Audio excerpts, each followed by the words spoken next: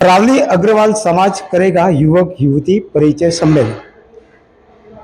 पहले जमाने में कम उम्र में शादियां हो जाती थी और उसके बाद लड़के या लड़कियां जब उम्र लायक होती है तो उसको उसका गौना किया जाता था, अर्थात वो ससुराल जाती थी।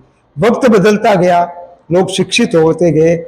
अब औसत 30 और 35 वर्ष की उम्र में लड़के लड़कियां शादियां करने का सोचते हैं। लेकिन स्थिति यह है कि लोग शहरों में रहते हैं, प्रवासी हो गए हैं। ऐसों में अपने लड़के या लड़कियों के लिए पात्र ढूंढना मुश्किल हो जाता है। ऐसी स्थिति में हम करें तो क्या करें? तो अरावली अग्रवाल समाज संघ मुंबई जो है वो 12 फरवरी को राजस्थान के सिरोही जिले के स्वरूपगंज में बालाजी हॉल में अग्रवाल समाज के युवक युवतियों का परिचय सम्मेलन करने जा रहा है। आइए हम देखते हैं कि इस संदर्भ में इस संघ के पदाधिकारी क्या कहते हैं। इस वक्त हमारे साथ अरावली अग्रवाल समाज के पदाधिकारी मौजूद है, किशोर जी बंसल, जो कि इसके अध्यक्ष हैं। इसके साथ ही हमारे बीच में शीतल जी अग्रवाल यहाँ पर उपस्थित है, जो महासचिव है, और प्रिंसी जी जो प्रवक्ता है। प्रिंसी जी, शुरुआत आपसे करता हूँ। ये आपका अरावली अग्रवाल समाज है, वो तो दुनिया के लिए सेवा कार्य करता है। आज ऐसी क्या जरूरत पड़ गई कि आपके समाज के लिए आपको ही करना पड़ रहा है? अरावली अग्रवाल समाज मुंबई ने श्री किशोरी लाल जी बंसल जी ने ये स्टेप लिया है कि हम राजस्थान जाकर अपना आयोजन करें, सम्मेलन करें, जिसमें युवक और युवती जिनकी शादी नहीं हो पा रही है, जिनकी बढ़ती उम्र को लेके ये चिंता का वर्ग है, तो हम वहां जाके ये एक आयोजन कर रहे हैं, परिचय सम्मेलन कर रहे हैं। शीतल जी, आप तो महासचिव है और बहुत दारोमदार बड़ा आपके कंधों पर है। ये बताइए कि ये जो युवक युवती परिचय सम्मेलन जो हो रहा है, उसमें महिलाओं की क्या भागीदारी? मेरा प्रश्न आपसे इसलिए है कि सामान्यतः बहुत सी संस्थाओं के लोग इस प्रकार के आयोजन तो करते हैं, लेकिन अपने खुद के बच्चों को उसमें सम्मिलित नहीं करते। ऐसा कई जगह पर देखा जाता है। उस बारे में आपका क्या अभिप्राय है? हमारे अरावली अग्रवाल समाज में ऐसा नहीं है। इसमें हमारे बच्चे भी आएंगे समाज में, और महिलाओं की भी इसमें बहुत बड़ी भागीदारी है। महिलाएं आगे से आगे बढ़कर ये सम्मेलन में सब अपना जिम्मेदारी निभा रही है, और यहाँ मुंबई की भी महिलाएं जो हैं वो स्वरूपगंज जाके वहाँ जाके भी अपनी जिम्मेदारियां पूरी तरह से निभाएगी।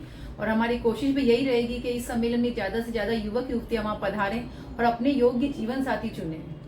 अब ये बताइए कि ये जो आपका स्वरूपगंज में, जो आप दोनों से मेरा प्रश्न रहेगा, ये जो स्वरूपगंज में जो कार्यक्रम होने जा रहा है, उसको लेकर यहाँ मुंबई में महिलाओं के बीच क्या वातावरण है?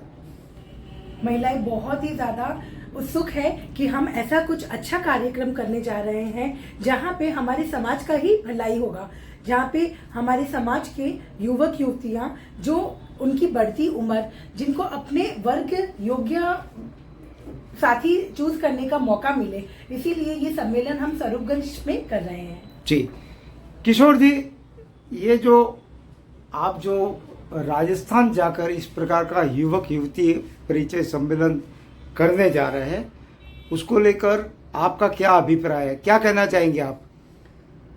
एक्चुअली अग्रवालों का ये परिचय सम्मेलन पहला नहीं हो रहा है, लेकिन इसमें परिचय सम्मेलन में बहुत सारी खामियां थी। उन खामियों को हमने दूर किया है। पहले अग्रवाल समाज अपने पदाधिकारियों का मान सम्मान करवाने के लिए परिचय सम्मेलन का नाम देकर 2-2, 3-3 घंटे उसमें मान सम्मान समारोह आयोजित कर लेते थे। फिर उसके बाद खाने पीने का कार्यक्रम हो जाता था, और जो भी बच्चे बच्ची आते थे तो उनको उतना एक दूसरे का परिचय करने का समय नहीं मिलता था। तो हमने पहली कंडीशन यही रखी है कि कोई प्रत्याशी साथ होगा तो उसके साथ ही हम अभिभावक को उसके परिचय। अच्छा, ये बताइए कि आपका जो समाज है अग्रवाल समाज, उसमें युवक युवतियों की विवाह की औसत आयु क्या है? जैसे कि पहले के ज़माने में तो छोटी उम्र में ही शादी कर लेते थे, फिर उम्र लायक होता था तब उसका गौना करवाया जाता था। अब समय बदल गया है।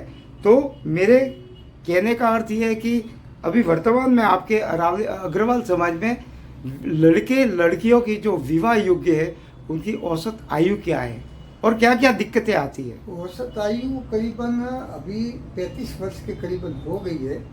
एक विकासशील देश और एक विकसित देश, हमारा भारत अभी विकसित देश की ओर बढ़ रहा है, तो उसमें शिक्षा ग्रहण करने के लिए युवक युवतियों को बाहर जाना पड़ता है।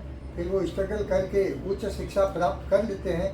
उच्च शिक्षा प्राप्त करते करते 27-28 साल की उम्र तो उनकी वैसे ही गुजर जाती है। फिर वापस कहीं नौकरी करके अपने आप को इस्टेब्लिश करने में करीबन 35 साल की उम्र हो जाती है। तो मैं इसलिए बहुत ज़्यादा चिंतित हूँ कि हमारा ये समाज कहीं दूसरे समाज के जनसंख्या में बिछुड़ न जाए। तो मैं सभी से निवेदन यही करूँगा कि ये संबल है, इस संबल में अपने लिए लड़के तो सभी आ रहे हैं, लेकिन जब तक आप लड़कियां नहीं लाएंगे तो समाज को ही दोषित करते रहेंगे कि समाज ने हमारे लिए क्या किया। समाज तो हमेशा प्रयत्न करता आया है और करता रहेगा, लेकिन जब तक आप अपनी युवतियों को अपने विवाह योग्य युवतियाँ हो जाती है, चाहे वो बाहर पढ़ती है, अगर उनका विवाह करना है तो आपको ऐसे स्वयंवर में आना पड़ेगा। अन्यथा किसी दलाल के मार्फत आप ऐसे अननोन परिवार के अंदर आपको शादी करनी पड़ेगी, जहाँ तलाक के मामले विवाह से भी अधिक बढ़ गए हैं।